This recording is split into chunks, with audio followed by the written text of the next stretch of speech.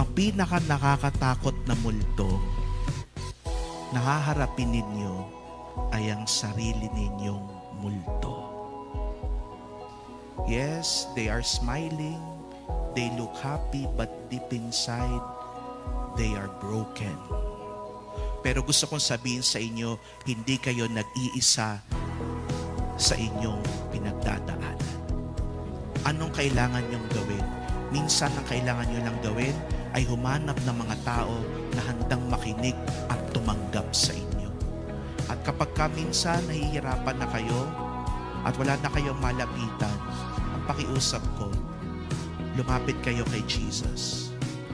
Jesus is the true friend who will truly accept you. Kapag ginagawa niyo yun, nahaharap ninyo ang sarili ninyong multo.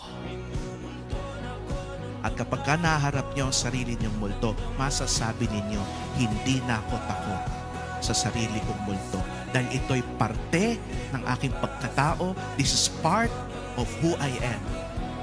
And I accept kung sino man ako.